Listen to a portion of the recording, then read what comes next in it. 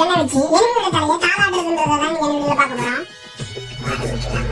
Exercise அடிக்க இந்த கண்ணை பத்தி சில விஷயம் மட்டும் நம்மளுக்கு தெரிஞ்சிருந்தா போதும். ஃபர்ஸ்ட் அந்த கன் எப்படி ஒர்க் ஆகும் அப்படின்றது தெரியும். அப்புறம் அந்த கன்னோட ரீகாயில எப்படி கண்ட்ரோல் பண்றது இது மட்டும் தெரிஞ்சா போதும். அந்த கண்ணை வச்சு தாறுமாறா அடிக்கலாம். வாய்ப்பில்லை ராஜா.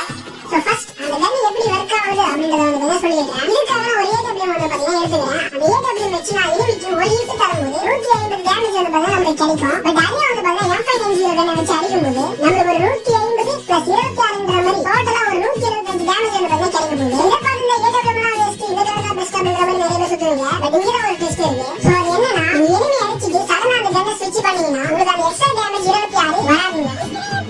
இப்பதான் நீங்க நினைப்பீங்க 150 டேமேஜ் வந்திருக்கு 26 டேமேஜ் எல்லாம் ஒண்ணான்னு கேட்டீங்கன்னா 26 டேமேஜ் தான் உங்களுக்கு கேம் சேஞ்சரா அமைய போகுது. எக்ஸாம்பிளுக்கு இதோட கிளிப் வந்து நான் உங்களுக்கு காமிக்கிறேன் பாருங்க. நான் இந்த M590 கன்னை வச்சு ஒரு வாட்டி எனிமி ஹிட் பண்ணனா எனிமியோட ஹெல்த் 90% வந்து பண்ணா குறைச்சிரும். இப்ப புரியுதுன்னு நினைக்கிறேன் 26 டேமேஜோட பவர். இப்படியே இந்த கன் ஒர்க் ஆகுது. நீங்க சடனா கன்னை ஸ்விட்ச் பண்ணீங்கன்னா உங்களுக்கு 26 டேமேஜ் கிடைக்கவே கிடைக்காது. நெக்ஸ்ட் என்னன்னு பாத்தீங்கன்னா எப்படி அந்த ஒரு புல்லட்ட வந்து பாத்தீங்கன்னா ஹேண்டில் பண்றது அப்படின்றதுதான். ஃபர்ஸ்ட் டோன்ட் ஸ்விட்ச் த கன் ஆஃப்டர் த ஹிட். அதாவது நீங்க இந்த கன்னை வச்சு எனிமியை ஒரு வாட்டி அடிச்சலாம் அந்த கன்னை அப்பவே ஸ்விட்ச் பண்ணவே கூடாது. எதனால அப்படின்னு வந்து பாத்தீங்கன்னா நீங்க ஸ்விட்ச் பண்ணும்போது எக்ஸ்ட்ரா டேமேஜும் கிடைக்காது. அது மட்டும் இல்லாம ரீலோட் ஸ்பீட் பண்ணா பயங்கரமா டேமேஜ் ஆகும். இதனால உங்க எனிமி அடிச்சுட்டு போயிட்டே இருப்பான்.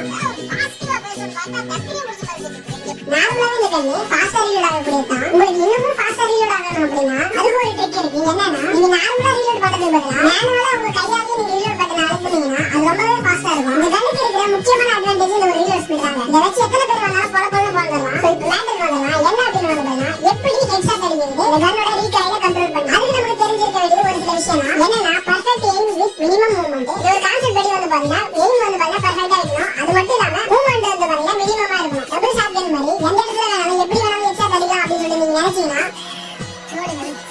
இந்த கன்னுக்கு ஹெட்ஷாட் அடிக்கிறதுக்கான ஸ்பெசிபிக் ரேஞ்ச் வந்து பாத்தீங்கன்னா இருக்கு. அதனால நீங்க பாத்து எனிமி கிட்ட போயிட்டு வானத்தை பார்த்து சொல்லிட்டீங்கன்னா எனிமி உங்களுக்கு வானம் தெரிய வச்சிடலாம்.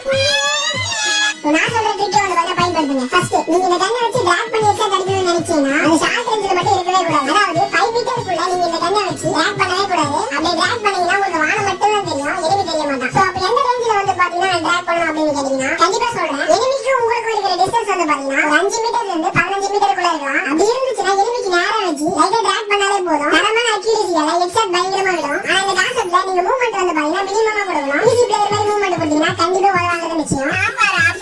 அப்படி இல்லாம நீங்க மூவ்மெண்ட் கொடுத்துதான் அடிப்பீங்கன்னா அதுக்கு ஒரு ட்ரிக் இருக்கு. நீங்க மூவ்மெண்ட்ல எனிமியை ஷார்ட் ரேஞ்சில வச்சு அடிக்கணும் அப்படின்னா நீங்க ஜம்ப் ஷாட் வந்து பாத்தீங்கன்னா ட்ரை பண்ணுங்க. 200% நிறைய பேருக்கு ஒர்க் ஆகுற ட்ரிக் இருக்குன்னா நீங்க ஷார்ட் ரேஞ்சிலும் அடிக்கலாம், அதே மாதிரி ஹெட்ஷாட்டும் தரமா விடும். இவ்வளவு நேரம் வீடியோ ஃபுல்லா பாத்தீங்கன்னா கண்டிப்பா உங்களுக்கு கங்க்ராச்சுலேஷன். ஏன்னா நீங்க ஒரு ப்ரோ